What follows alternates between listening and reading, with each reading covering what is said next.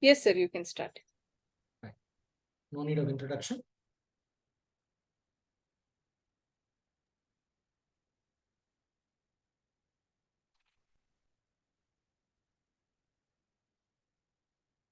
Om Shri Gurubhyo Namaha. Hari Om. Guru Brahma, Guru Vishnu, Guru Devo Maheshwara, Guru Deva Param Brahma, Tasmai Shri Gurave Namaha. Om Sahana Bhavatu, Sahano Bhunattu, Sahaviryam Karavavahai, Tejasvinavadhetamastu ma Vidvishavahai. Om Shanti Shanti Shanti. Om Tat Sat. So happy Guru Purnima to everybody. So today is Guru Purnima. And incidentally, it happens that in the course of our discussions on the various topics we are discussing for better Nishta, incidentally, it has come that we are discussing today about Vairagya, detachment. So this Vairagya is very loosely used in popular discourse. And sometimes in Tamil, that person has so much Vairagyam, he will not give up what he has taken. So what we in Tamil we say pidivadam, adamantine attitude. That is referred to by the word vairagyam in popular discourse. But it is not that. Vairagyam, viraga means it's the opposite of raga is desire, desiring. Vairagyam is not desiring. So not wanting something or not wanting anything is vairagyam. So vairagyam is basically detachment, preferably born out of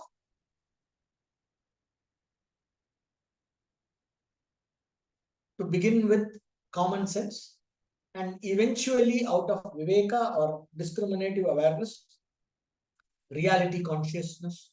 So vairagya is a detachment that is born of wisdom, in short. That is the right kind of vairagya. Whatever is the quality we are discussing, there are three levels or the three categories of approach in that. The three levels would be mild, medium, intense. Three categories would be Sattvic, Rajasic, Tamasic. The Sattvic, Rajasic, Tamasic are the three gunas. Any basic paperback, somebody has done some paperback study in yoga and Vedanta and all that. You would have come across the three gunas. Or you can go and refer, there are enough material online. So one of my quests in teaching is to see if I can contribute something that a chatbot cannot teach you.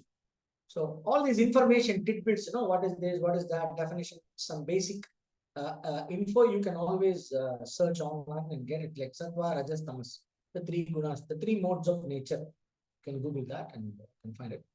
And mild, medium, intense, mild detachment, more or less medium detachment, and very intense detachment, Tivra Vairagya. So we say like that. So what is the sattvic? Generally, any discipline or any quality that we are going to do abhyasa or anything that we are trying to develop or be dedicated to, that spiritual practice or the quality that the discipline that we are undertaking can be undertaken in a sattvic manner or in a rajasic manner or in a tamasic manner. In other words, we can do something with a sattvic attitude and approach and method, a rajasic attitude, approach and method, or a tamasic attitude, approach and method. What does it mean? So when we see that Shraddha-traya Vibhaga Yoga, Gunatraya Vibhaga Yoga, when all the Shraddha-traya Vibhaga Yoga, especially in the Bhagavad Gita, when we study that, it is Devasura Sampat and Shraddha-traya Vibhaga, in all those last three chapters, we will, there's an elaborate description of that. But in short, this is what it is. Sattvic attitude and approach is something that is connected with knowledge. When we approach something based upon right knowledge, and with the healthy attitude that this discipline needs to be pursued. This is healthy for us. This is good for everyone, or whatever. This is supposed to be done, or this is the right course of dharma. This is the right means to at the end that we are trying to. So this attitude based on knowledge and with a very objective, I would not say selfless attitude, but I would say an attitude based on enlightened self-interest. That also would be a sattvic approach and an attitude. Is an enlightened self-interest, which is also based on knowledge. And while doing the right method is given more importance than rushing to the result. So there is no attachment to the result, but there is dedication to the right method of doing it, irrespective of the result. So that is sattvic approach to something. And the attitude is that this is the right thing, this is a noble thing to do, or this is the right thing to do, so it has to be done. It is not about, it's not, and it is not for the sake of developing an identity out of the discipline. So that is where Rajasic comes. The second category of a Rajasic attitude, a Rajasic approach, a Rajasic procedure would be driven by ego and either self-gratification or self-glorification. So both of them, either self-gratification or self-glorification. Both these approaches, when they are a motive for choosing a course of discipline or an action, or choosing a way of doing it, the motive could have been sattvic, but the way could become rajasic. So that becomes rajasic approach.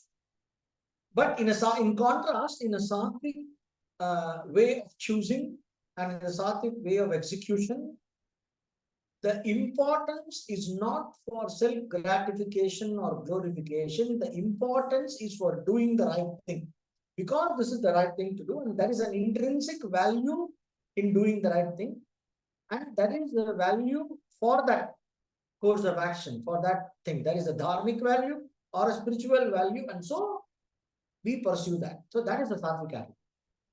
A rajasic attitude will be, I am defining myself because as somebody who is doing that. I have done 100,000 repetitions of this mantra. So when I was in a Sri Vidya, some Sammelan, something like that.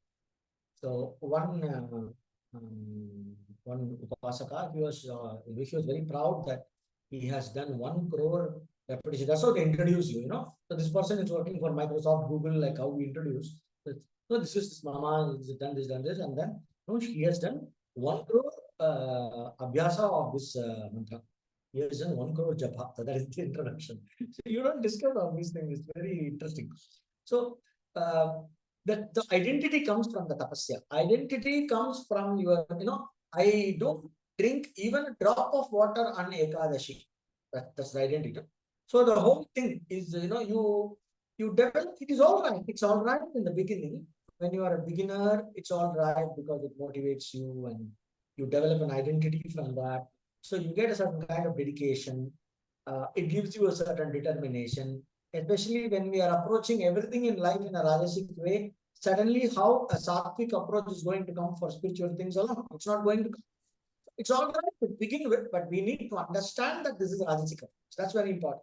So when we do self-analysis, a very critical self-analysis of ourselves, or when we are not able to do by ourselves, we go and discuss with somebody else who is an expert. Either if you have a guru, wonderful. If you don't have a guru, somebody who is considered as an expert, you can go to them temporarily, consider them as a guru for this purpose, or like a coach or like an advisor. Then you discuss with them how you are doing, very honestly put forth your attitude, what you feel, what is your motivation, and then they will be helping you to categorize it as sattvic, rajasic, or tamasic. So a rajasic attitude will be based on your motive. your motive for doing something, your motive for involving in a spiritual discipline will be self. It gives you some kind of a pleasure, and it gives you some kind of a, predominantly the main motive. It gives you some kind of a glorification. Your identity comes from that. Your ego. You have a bloated ego when you think that you are a Vairagi, when you think that you are a Viveki, when I think that I am a yogi, I am a mantra upasaka, all that, all that becomes that's Rajasika. Tamasic attitude would be, I have to do this nonsense. What to do? Ekadashi, I cannot, I have to fast. What to do? Somehow. So you keep every month, this every 15 days, this Ekadashi comes and then I cannot eat. Or only on Ekadashi, there is offer on that Pizza Hut. What can I cannot get? All this, only on Ekadashi, my neighbor is cooking nice some onion pakoda or something. My neighbor is cooking with it. The smell is wafting through the window. So like this, when you curse the discipline, you curse yourself, you're very irritated about it, or you somehow do it not the right procedure, you do it in the wrong way, uh, and like you don't give importance to the rules, and you don't give importance to the spirit of the rule, somehow do it. So that would be tamasic thing, and doing that in a bad spirit, not in a good spirit. Doing that not in a very healthy attitude. It's something like wrong procedure, no respect for the basic rules and fundamentals, no backing of Shastra. I do what I think is correct, and I create my own logic. All these Shastra things are all scientific. This is another tamasic thing. Tamasic attitude is, for example, the concept of yajna, for example. In our culture, we have Pancha Yajna. We have Deva Yajna, doing puja, Manusha Yajna, taking care of Atithi, Bhuta Yajna, when you do that kolam, Rangoli with the rice floor in front of your house, the ants and insects come and eat. And you put a rice ball for the kaka, all that becomes Bhuta Yajna. And then you have a Brahma Yajna, which is the chanting of the Veda and doing your mantras and all that, and study of Shastra. Like that, we have Pancha Yajna concept. So basically, there are certain spiritual commitments where, and like an everyday Nitya Karma, etc., all these things, and we do. Here, the reason is not scientific. They say, oh, Sandhya Vandana is very healthy. Gayatri Mantra is auto suggestion. It gives you psychological well-being. Like somebody recently told me, when I chant mantras, I can feel detoxification. I feel like antioxidant effect in my body. I feel, I feel some healing benefits. So everything is becoming healing, or everything becoming scientific. So we have to invoke some science or scientific principle to justify Shastra. So that becomes a tamasic attitude. Then what happens? Then a scientist will give you some other argument. He will say, for example, simple thing, on Navaratri fasting, uh, one is supposed to have only moong dal kanji, moong dal porridge with the Paitanganji, they say. Sri Vidya group is very famous. So this moong dal thing, payasan priya, and also comes. So we have some kind of a moong dal porridge with a little bit of jaggery. Only that, only once in the day they have, in the night or something they have. So then they give scientific explanation. It has protein, then this has iron and that and that. So when you do that, it creates this detoxification effect, that effect. Then the nutritionist will come and tell you, he will show you that actually, if you see, the healthiest protein is egg protein or milk protein. And the absorption coefficient of the protein is more. And you have a more complete protein profile on meat. When you eat red meat, the protein profile is more, which is good. So then, if I go scientifically, then science will give me so many other things. So can I eat? On the day of Ekadashi, can I have some red meat? Or on some Navratri Vratam, can I do that? I cannot do it. So the reason is not scientific. When Shastra tells you something, it keeps in mind what is called as Sukshma Prakriti.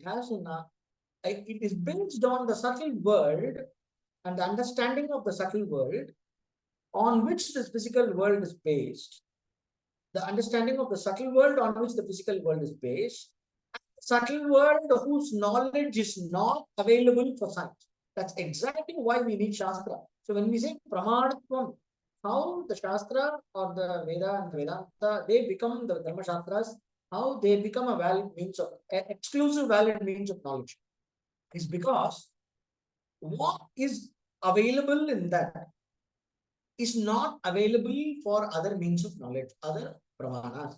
What I can see with my eye, I cannot decipher with my ear. I cannot see colors with my ear. So my hearing is a separate pramana. My sight is a separate pramana. Right? So my taste, I cannot taste, I cannot look at the color and say whether it will taste well. No, you have the same apple which is like in wax. You have a real apple. I can just by telling, looking at that, I may remember the taste, but I cannot say this is going to taste. Then I think, oh, when I was a kid, I saw this very so authentic looking wax or some wooden painted apple for the first time. And then when I took it, it was very hard. Like, what is this? Then they said it is a wooden apple, it is painted, it is just for show.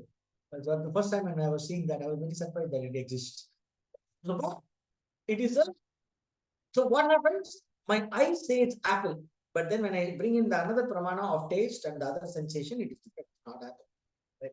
So what can be given is very valuable. What information can be given by one means of knowledge is very important and it's very exclusive. And that is exactly why it is a valid exclusive means of knowledge. That information is not available in any other means of, like the five senses, or each of the senses are exclusive. Similarly, science, logical projection, logical investigation, it's a valid means of knowledge. It's called Anumana Pramana and all that logical extension, Anumana, Anupalabdhi, all that we have. Right. So, scientific investigation, which is an extended analysis of the information obtained through the senses, or the extended capacity of the senses, I cannot see beyond 500 meters. So I want to see the star which is million kilometers away. So I use a telescope. But still, the pramana is vision. I'm seeing with my eye the information that comes from the telescope. Or I see some patterns and then I decipher based on my analysis. So similarly, so science is the extension and have the information in the way of analysis. So the anumana and all the analytical reasoning, that's the means of knowledge. Now, Shastra is another means of knowledge. And it requires Shraddha. When we discussed Shraddha, one of the six-fold inner wealth, when we are discussing, we discussed Shraddha. So Shastra requires Shraddha. You may say, see, science does not require Shraddha. No. We have Shraddha on our instruments of perception. When somebody says, hey, can you tell me what color is this towel? Then you say, immediately you are looking at it. You are not doing this. Show me where is the towel. Don't do that. What is the color? Immediately. There is no thinking. Immediately you know that the color is seen by the eye and you are employing it. My eye will not lie to you. So that is the Shraddha. You have faith in the capacity of your visual faculty to show you color. That is exactly why the Buddhi is exercising this instrument of perception. Similarly, regarding spiritual things, we need to have the instinctive Shraddha. We have to that develops, that is not easy, that develops over a period of time, over many janmas. If somebody has that instinctive Shraddha on the Shastra, it is fantastic, it's a great blessing, but usually it does not come. We have to keep on giving discourse about that and convince the intellect. So that, so the moment you want to understand some spiritual principle, you look at Shastra. And if Shastra says this with the right school of interpretation, the tradition, and all that, that's it. That's what when we were discussing the six-fold inner assets, I said, when the Shastra says something, let us keep it as the benchmark. And whatever I am adapting as my level of practice, I do that. And the gap between what I am doing, what is my level, and what is the Shastra's recommendation, this gap helps me to improve. So I don't question the Shastra, but I recognize my limitation to following the Shastra. And that is why, like my Guruji always says, adhikasya adhikam phalam, he keeps saying, the more you do, the better is the result. So the more I try to match up with the expectation or the recommendation of the Shastra. Shastra has no expectation, only recommendation. So the more I try to match up with the recommendation of the Shastra, the better will be my actualization of the result that is promised. Right. So when we are adapting and when we are using our, our clever intellects, scientifically Western educated intellects to derive at some application and some way of doing it and some compromises, it is extremely important to say this is a compromise. This is a compromise way. So if I say that when I chant mantras, it helps me to do healing, it helps me to detox, it helps me to control my hunger, and it helps me to balance my hormones. If I say all that, it gives me a better motivation to do that practice. These all may be there. These effects may be there. When you do some scientific analysis, probably these effects are there. But that is not the reason for which this was given. This is a side effect. It is like telling practicing yoga is good for health. Practicing yoga is not for health. Health is an incidental side effect from practice of yoga. Practice of yoga is for developing viveka, developing vairagya, it is for developing concentration and all of that. That is what practice of yoga is for. If the body is an obstacle to the meditative practices, then we need to put the body in a certain level of balance, because body is essential. The healthy body is essential for this purpose. The healthy body that is obtained by the practice of Hatha Yoga is extremely different from the healthy body that you will obtain from aerobics and going to gym or doing some HIIT or that interval training, they say, that one, or some CrossFit, all that things that are or MMA, all these things which are very popular these days are good, never they are healthy, but they cannot replace yoga for health, because the kind of health that Hatha Yoga is aiming for you, the Hatha Yoga is taking you towards a certain kind of health. So that kind of health is conducive for a meditative life. That's a very different kind of health. It is not the same kind of health. No, so the kind of health that you will get from MMA or from CrossFit or some HIIT or going to the gym and working out, weights and all that, that kind of health is not suitable for meditation. So combining these two is generally not recommended. You can do that once a day, and you can do some asanas in the evening or something like that, or after the workout session, you can do some asanas that will help you to release the stress build up in your muscles and nerves and all that, and help the body to relax. Yes. But if that is the predominant way of exercise, that is not replacing yoga. And yoga cannot replace that. In Hatha Yoga practice, proper Hatha Yoga, traditional yoga asana practice, we will not get the results that we are getting in the gym. So when we go to the Shastra, we have to treat Shastra like an exclusive means of knowledge that has something to tell us. So that is the attitude with which we go to Shastra. So that is the Sattvic attitude. So when we are going to study about Vairagya, so let us not convert Vairagya into another therapy. So this Stula Buddhi is what is tamasic.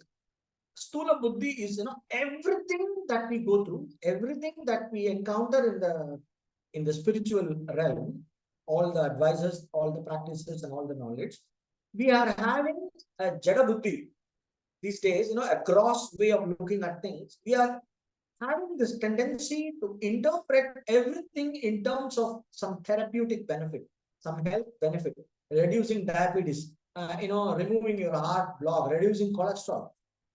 This is all required. But that is not the purpose of spiritual. The purpose of spiritual thing is something else.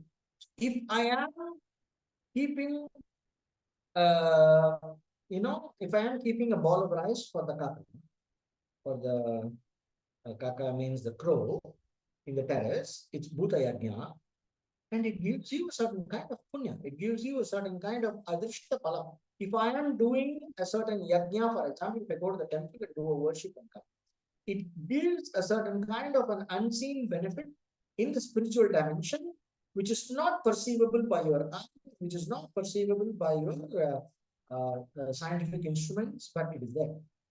It is there in the consciousness realm of it is there in the universal consciousness realm of the universe, and it will come back. Or it gets recorded in your Sukshma Sarira. It is stored as punya. So that punya will come with you after death, and that will decide your next birth, the quality of your afterlife after death. This punya will decide. This is what Shastra is saying. The whole point of punya and papa is about afterlife, after you die. So that's what this is about. Now we need Shraddha for that. So science can neither prove nor disprove. So this is where we don't bring science. Now, if somebody does not have Shraddha in afterlife and all that, but somehow this seems to make sense. So this person has to create all these inner arguments in order to convince oneself to undertake that discipline. I just go to temple because I feel good. This is how the ancestors. I feel good. It's a nice place. It's a form of therapy. It's a nice cultural indulgence, and I like the architecture in the temples. They say like that. So there's nothing wrong. Somehow you go to temple, so I'm happy for that. But that's all great. So it is important to understand the temple is not meant for that. The temple is meant for something. I am not able to appreciate that. This is what the Shastra says about the temple. But this is what I am able to appreciate. So I am relating to this concept in order to be able to go to the temple, or in order to appreciate the temple, and in order to benefit from whatever the temple has to offer me. So good. So it's like telling a child that, when you give, you make the child watch Popeye show, and then you say, you see, the Popeye has that spinach every time, and then he builds big muscle and becomes very strong, and he goes and punches that big guy. So like that, if you eat the spinach now, because no child eats spinach, they eat only potato. So if you give the child eats spinach now, if you eat this spinach now, you're going to become strong like Popeye. And then all the children start eating spinach. And after Shaktiman came, a lot of children started eating vegetables because Shaktiman is telling vegetables is good, milk is good, and then children are all excited. They eat some vegetable and they go round and try to see if they're flying. It's sweet, it's okay, but it's a childish attitude, right? You can't do Shaktiman motivation for vegetables all the life. We cannot do, every time I want to eat, I'm 45 years old and I want to eat spinach, so I need to see Popeye to motivate myself to eat spinach, and it's a sad reality. I need to grow out of that.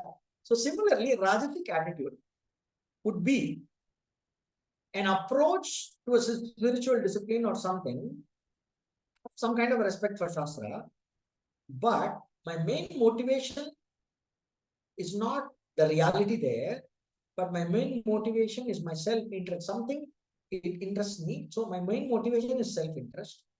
And I try to color the knowledge according to my self-interest. So I have a subjective approach to that. A subjective approach, but a constructive approach. A subjective, constructive approach to that spiritual knowledge or discipline. That would be a Rajasic attitude or Rajasic. I have a destructive, subjective approach, would be a Tamasic attitude or a Tamasic approach or a process. Where I completely disregard the rules. Who cares for Shastra? It's all crap. I think I will do what I think. Swechacharam, they say. I'll do whatever I consider. This is what is right. I'll do. I don't care. I don't believe in all that. This is 21st century. So let's see what happens. I don't care. So like one of my students, he wanted to try pranayama, eating meat. I said, pranayama, meat don't go together. You will have side effects. He tried, and I think he had some problems, but I cannot map it. There is no confirmatory text telling that you had pranayama, you did pranayama, intense pranayama, advanced pranayama, and then you are eating meat every day, and this is exactly why you got this problem. I cannot conclusively prove that, but it is a possibility. Because this came and this came. Within 6 months of this pranayama practice, eating meat, this guy got some horrible disease. And then luckily God's grace, he came out of that. But I cannot prove it. But Shastra tells me, Yoga Shastra tells me that pranayama done without the correct discipline and without the correct method will give you all kinds of diseases. It is very clearly written in Garga Samhita. Right? So I want him, he did not. So that's a tamasic approach. So tamasic approach begins with pain, goes through pain. There is a vicarious pleasure from pain and produces pain and destruction. So that would be a tamasic approach. A rajasic approach will start with great enthusiasm, very short-lived, and results in pain or frustration. That would be a rajasic approach. A sattvic approach builds up gradually and gains momentum as it becomes mature and lasts for a very long time and gives the intended results or the promised results. That would be a sattvic approach. So similarly, today's concept of vairagya, we are talking about vairagya. So vairagya, also there is a tamasic vairagya. For example, what they say as smashana vairagya. Somebody dies, you go to the cremation ground, say, what is there in life? Like in tsunami vairagya. When tsunami came in 2003, I think. So when tsunami came, everybody was, after the tsunami, everybody was like, ready to give and generous. So everything, only social workers made a lot of money. There are a lot of social workers who made a lot of money swindling from the money that went to the benefit for the tsunami victims. The professional social workers, they swindled a lot of money and got very rich. I know for sure. And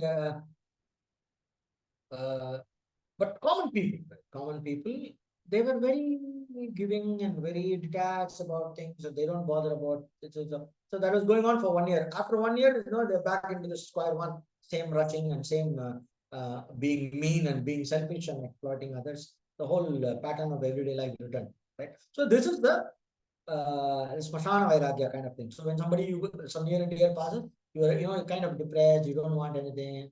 So what is there in life? And this kind of talk. So this comes that some vairagya, smashana vairagya. Then there's another one. It's called a prasava vairagya. Prasava vairagya is, they say, when a woman is giving birth, so much pain she goes through, she thinks that she will not go and join her husband again, and she will never ever have a baby again. And then after some time, once you see the nice face of the baby, you forget everything. It goes on. And after 2 years, you're talking about, oh, he needs a playmate. I think we should have another kid, and then it goes on.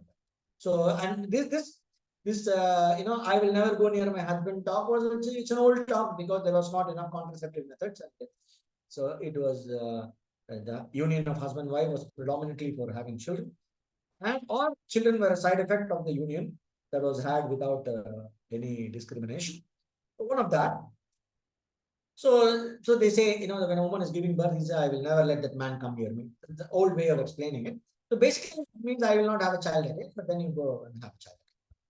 So these two can be a typical example for tamasic, or a tamasic vairagya would be, doing something, staying detached, or not talking to anyone. For example, it's a kind of mauna.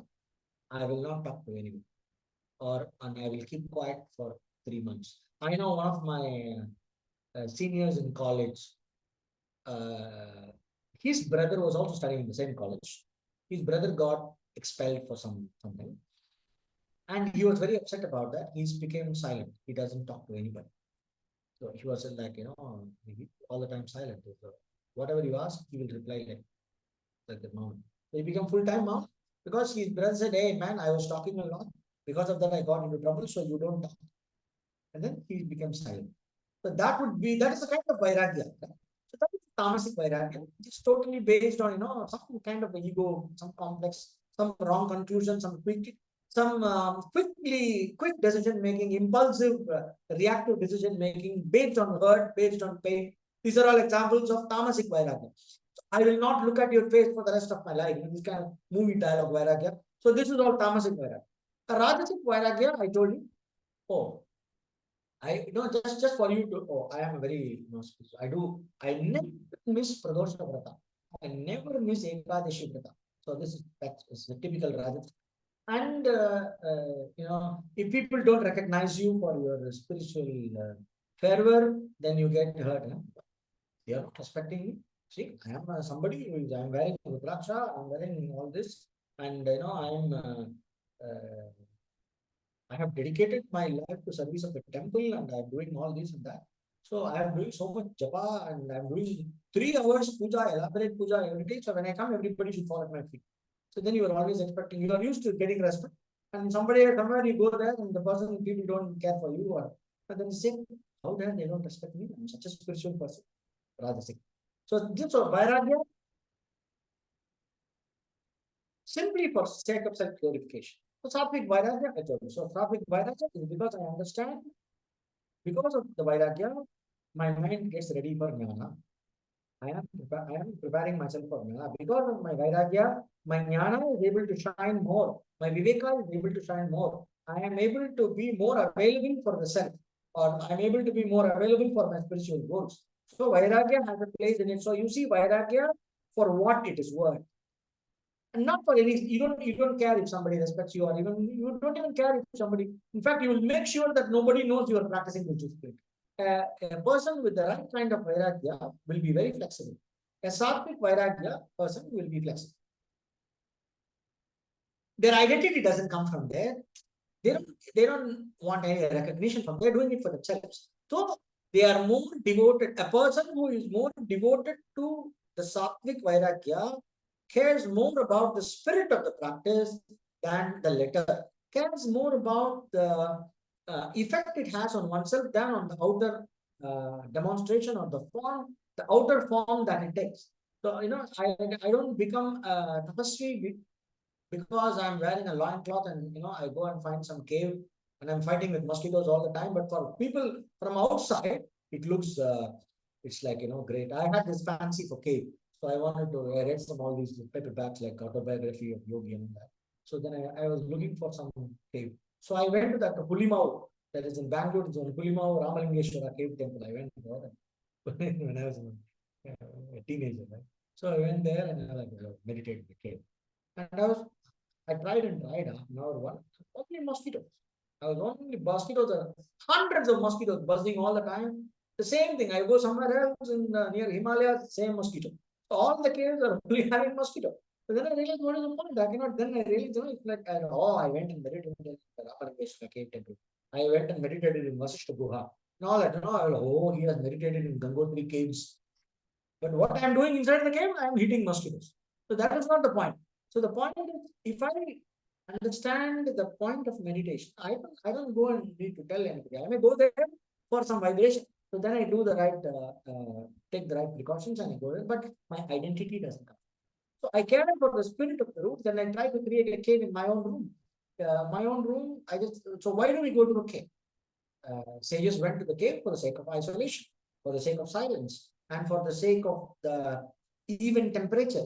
In the cold times, the cave is warm. In the warm time, the cave is very temperate. It's not very hot. So they went. So then I tried, so I can turn on my AC and sit. If I want to do some mantra japa, that heats me a lot. It's absolutely all right to turn on the AC and sit down. Of course, we should go and take some fresh air time to time. But yeah, so the spirit of the rule is, he's what you say you are such a spiritual person. You are sitting in an AC room. People may say, so how does it matter? If I am able to concentrate on my mantra, I'm fine. I'm here for my sadhana. If the AC room helps me, I'm happy with my AC. It's not a problem.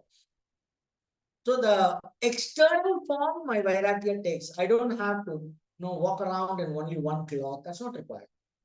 I may walk around in one cloth because it's easy for me and I don't have to bother about dress. I'm just, living a life of a mendicant. I'm sleeping under the tree. I'm living out of bhiksha, living on one cloth, and I have another cloth in my back, and that should be enough for me because I don't want to focus on that. I want my mind to be available for my nididhyasana. I want my mind to be available for my sadhana. So I'm wearing the loin cloth or just one cloth. That is the point. But then what happens? It's like Puji Swami Dayananda Ji, who used to say a wonderful joke about this, that kind of a kamandalu is there.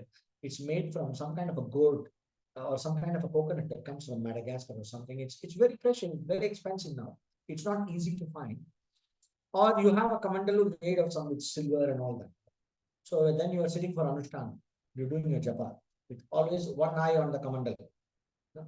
Or you have only two loincloths, and that loincloth is some special whatever something, and then you are worried that the rat should not take the loincloth and run away. Then you buy a cat. They say like a sannyasi wanted to protect his loincloth and ended up with a wife.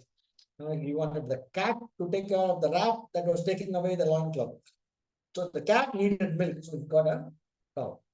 The cow needed somebody to take care of that. So he brought some woman from the village, take care of the cow every day. Then he fell in love and he married the woman. So all these problems comes because we don't understand the spirit of Vairagya. When we push ourselves to create an external form of detachment without understanding the spirit of it, then what happens is that it becomes an extra problem. It becomes an extra attachment. An external form of Vairagya becomes an extra attachment. It becomes a raga. Actually, it becomes the opposite of Vairagya, and it does not give us any Vairagya. So it does not give the purpose or the benefit of Vairagya, which is basically Samadhi and Viveka. So the Vairagya should help you to restore your attention back, your senses back, and help you to develop a better state of Samadhi or concentration, a better objectivity and realistic understanding. Your intellect is free from all the bogging things and issues. So you are able to contemplate and recognize the reality in front of you. You are able to recognize the reality inside you. So that is the purpose of Vairagya. Right? So in Vairagya, we looked at today Tamasic, Rajasic, and Sattvic Vairagya. And then there are two types of Vairagya. So Vairagya is connected to what we call as the bhokta, the enjoyer in us. I like this, I don't like this, based on that. Right? So now this enjoyer, me as the enjoyer, me as the experiencer, is the reinforcer of the force of ignorance. There is a force of ignorance that covers our judgment, that makes us more identified with the body, that makes us more invested in the external world, which continues the cycle of birth and death. So a person who is desirous of liberation from the cycle of birth and death recognizes the importance of detachment from sensory, or I will put it, recognizes the importance of detachment with respect to experiential happiness.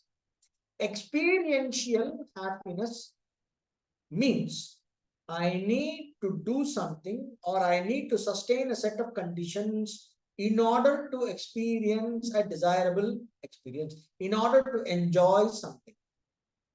It could be a sensory enjoyment, or it could be an extrasensory enjoyment, or it could be some kind of a psychological pleasure, or it could be some kind of a, what you call as a spiritual experience, a psychic experience, like Kundalini, or you get some visions and you are, it's very ecstatic feeling, and then that divine vision. That's a dependency. So then you have all kinds of different levels of experiences. You have gross sensory experiences, you have subtle psychological experiences, artistic experiences, then you have spiritual experiences based on non-material things like psychic phenomena based experiences. So all these, any experiential enjoyment, it could be a sensory enjoyment, it could be simply complete sensory suffering, but ego enjoyment, or any kind of, if you're enjoying something, and for enjoying that you need to do something and you attain the enjoyment, that enjoyment stays for some time, and once the conditions that you are maintaining for that enjoyment are gone, the experience also is gone. So that would be, the other word is bhoga. Bhoga means an experiential enjoyment based on the senses and the mind, right? And which is based on effort, which is obtained after a period of time, which is bound to end after a certain period of time, no matter how elating is that experience. So you understand the nature of experiential enjoyment. You understand the struggle involved in that. And you understand the inevitable temporariness, or we understand the inevitable end that is going to come to that. No matter what you try, we cannot sustain an enjoyment, a time-bound enjoyment. We cannot sustain an objective, external, object-oriented based, an object-based enjoyment. We cannot sustain it, no matter who you are, no matter how advanced you are, no matter how endowed you are. We cannot sustain an experience forever. It's a very simple thing. You think of any experience, going to heaven. Shastra says, Chine Punye Matye Lokam Shanti. Once you go to heaven after doing all of Ashwamedha Yajna and all that, we study in the scriptures, right? So you do all that, and then you go after the death, some big golden chariot of light comes and takes your soul, and then you go to some loka, in the loka, whatever loka, and then you are there, and you are living as a celestial being. Great. That life is going to come to an end. When it's like prepaid card, once your prepaid account is over, then you will not even get an alert.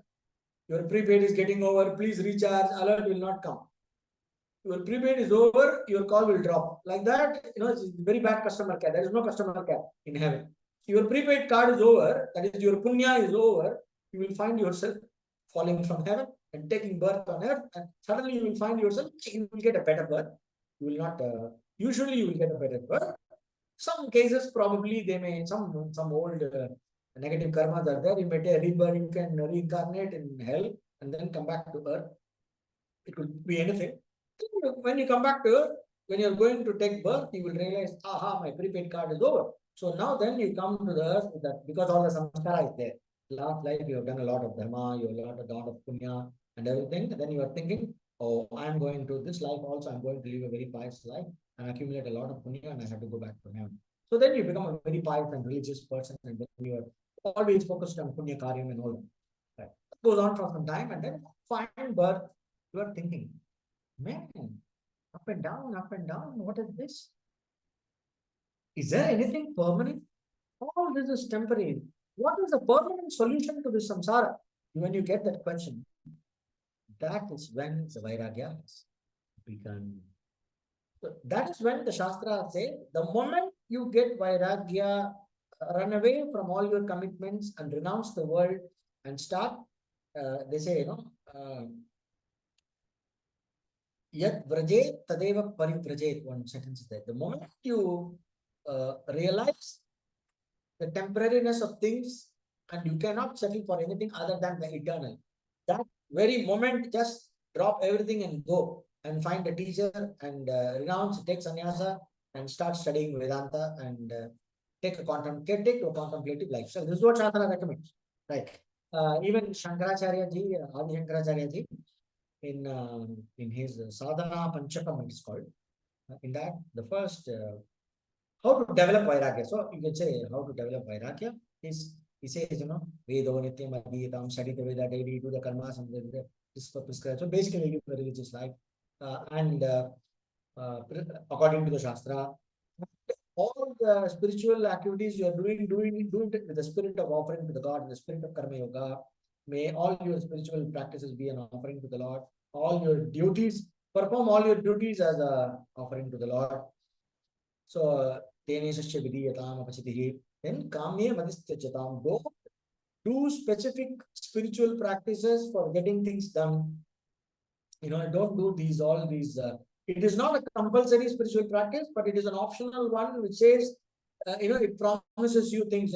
Astrologer says my Rahu is a little not okay. Then I'm running to some temple that is specific for Rahu, and then I'm doing specific things. Then getting rid of it, I'm trying to please all the planets so that so this kind of things don't do. So only do what is essential and try to take life as it comes with the attitude of equanimity. Then he says, Papauga paridhuyatam. By living a life like this, a pious life, a spiritual life, keep away all your papa karma. That is, clear all your sinful samskaras. Clear all the negativities. I will put it in a very cosmopolitan way. Clear all the negativities inside you, the negative tendencies. Clean your mind of all the negativities and negative tendencies. Then your mind will open up. You will get more clear. When you get clear, your whole punya karma will start kicking in. When that comes, bhavasuke doshaha anusandhiyatam. Contemplate on the limitations of experiential enjoyments. Bhavasuke means all the pleasures of this world and the other world. When you study Puranas, you see, Indra is having trouble.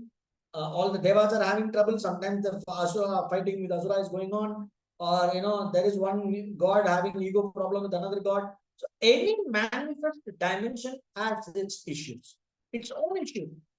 Those issues may not be a big deal for you. You may say, oh, that guy is going in a Mercedes Benz. But inside the Mercedes Benz, he's in a peak tension, what to do to manage a lot of things. Then you will say, oh, who cares for the tension, man? He's still in a Mercedes Benz. I would like to have the same tension in a Mercedes Benz. But once you go there, you will realize you can't handle the tension. So the Mercedes Benz is given for that guy to be able to handle the tension. So it is not all rosy as we think. Sometimes it is rosy, that when the person is enjoying their punya, everything is not, but then it is temporary. So bhavasuke, the pleasures and the enjoyments of this world and the spiritual worlds, the other dimensions, dosha, inherent defects in them, anusandhiyatam. Anu means in keeping with the information that you obtain from Shastra, with the right attitude, with the attitude that gives, with the right kind of Shraddha. Anusandhana also means contemplate on them in the right manner. Think about the defects in those experiences every day, again and again, repeatedly. Every time your mind wants something, oh, I would like that. You feel an attachment for that. Start thinking about all the defects in that. The defect of struggling to obtain it, the defect of struggle in sustaining it, and the defect of the pain when you lose it. These are inevitable. There has to be some effect. Everybody, just remember a simple thing. Everybody likes to enjoy a nice dish. Nobody likes to cook. Nobody likes to wash dishes. Okay, some people like to cook. I'm sure nobody likes to wash dishes. Even they say, oh, I enjoy washing dishes. It's a form of therapy. You enjoy washing dishes for 10-15 minutes after working in the computer for 8 hours. It's very relaxing. It's very therapeutic. Yes. But I will give you all the dishes after, Shraddha ceremony in the house. I will give you a mountain of dishes. Oh, you enjoy dishes, washing dishes. Please come to my home. Have a mountain of dishes after the festival. Please wash them. Nobody would like to do that. But everybody would like to be invited to enjoy the sweets and the savories that I've done in a festival. Right? But after every festival, washing dishes, oh, the sweets are all for everybody. But you enjoy washing dishes. So you please, go to the sink and wash all the 100 vessels that are there. Nobody would like to do that. Right? So similarly, everybody likes a free ride. Everybody likes to avoid the struggle and enjoy the fruit if it is possible. But unfortunately, in life, it is not like that. So obtaining a bhavasukha is struggle. Sustaining a bhavasukha, that is worldly enjoyment, is a struggle. And it is a pain at the time of losing it. It does not last. If the object lasts longer than you, your interest for the object does not last. So you meditate repeatedly on those things.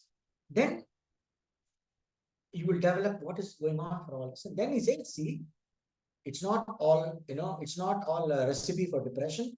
There is something called eternal happiness. Atmecha vyavasiyatam. Train yourself. Strive to understand the value of attaining the eternal, which is your own self, true self, the Atma or Brahman.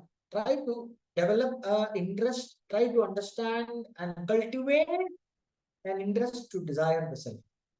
And once you obtain the desire, and once you obtain the genuine cultivated interest in the eternal, to the exclusion of every other obsession in life, you cultivated fantastic disinterest in everything, and then you developed a keen interest in realization of the self. Nijagriha turnam vinirgamyatam. Leave your house and run. Quickly, run away. And then he says, find the right satsanga, take refuge in the satsanga, and then take sannyasa, and then find the right guru. Like that, it goes on. Right. So now, the point is, vairagya is absolutely essential for any kind of spiritual process. Even if your goal is not moksha, we need a relative kind of a vairagya in order to be genuinely available for our goals, in order to genuinely develop the right attitude and objective attitude toward things in order to be free from the coloring of our mind, in order not to overwhelm our intellect with our likes and dislikes. Some basic vairagya is a detachment for what is not relevant. How we can understand it? Detachment for what is not relevant by recognizing the defects or the issues that comes in the distractions. All the distractions, I understand the inherent defect in getting distracted. I understand the detrimental effect those distractions will have on me, and I develop the right interest for what I'm supposed to do. Like during studying the exam for an examination, I understand that is a cricket match, but I contemplate on watching the cricket match and losing my mark. I don't watch a cricket match. I concentrate on my study. Simple vairagya that can be applied for vairagya principle applied for a kid studying for exam. So like that, there is the relative vairagya, then there is paravairagya. So we will continue to discuss this concept. It is a central concept for all spiritual traditions. There is, even in Christianity, there is a book called Philokalia that is meant for monks. In Eastern Orthodox and in certain monastic traditions, you have Philokalia, the Mount Athos tradition. It's a very central book for them. I read page after page after page in Philokalia. Detachment, discrimination, detachment, discrimination. Vairagya, Viveka, Vairagya, Vivek, page after page, Lokalia. No matter where we go, the moment there is a monastic tradition that is devoted to truth, it begins with Vairagya. Without Vairagya, our spirituality cannot move an inch. And how to practically actualize Vairagya and keep our benchmarks and its application in different situations, and how to use our everyday situations to develop Vairagya. We will delve more into that in the next class. So with this, I will conclude my lecture with our Shanti. Om Purnamada Purnamidam Purna Purnamudaccire Purnasya Purnamadaya Purnameva Vasishyate. Om Shanti Shanti Shanti. Om Tat Sat. Thank you.